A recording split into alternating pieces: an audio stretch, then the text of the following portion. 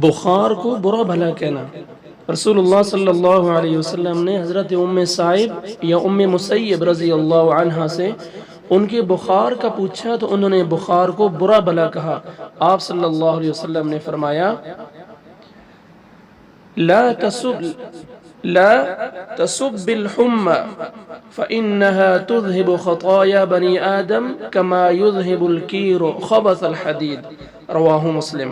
رسول اللہ صلی اللہ علیہ وسلم نے فرمایا بخار کو گالی نہ دو کیونکہ یہ مومن کے گناہوں کو اس طرح دور کر دیتا ہے جس طرح لوہے کی بھٹی زنگ کو دور کر دیتی ہے۔ اللہ اکبر۔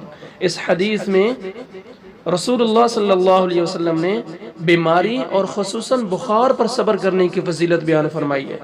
یعنی بخار اگرچہ جسم کے لیے تکلیف دہ ہوتا ہے لیکن مومن کے لیے یہ تکلیف بے فائدہ نہیں رہتی، بلکہ اللہ تعالی اسے گناہوں کے کفارے کا ذریعہ بنا دیتا ہے۔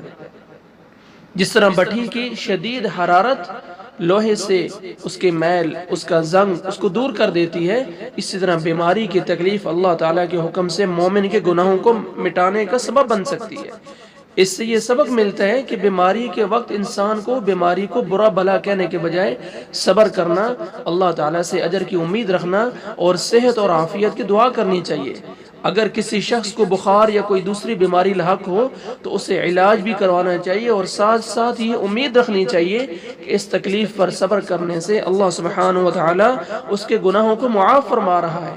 یہ حدیث ہمیں یہ یقین دلاتی ہے کہ مومن کی تکلیف بھی اللہ سبحانہ و تعالی کے ہاں ضائع نہیں ہوتی، اس لیے بیماری کے وقت مایوسی کے بجائے صبر، دعا اور اللہ تعالی سے حسن ظن رکھتے ہوئے شفا طلب کرنی چاہیے۔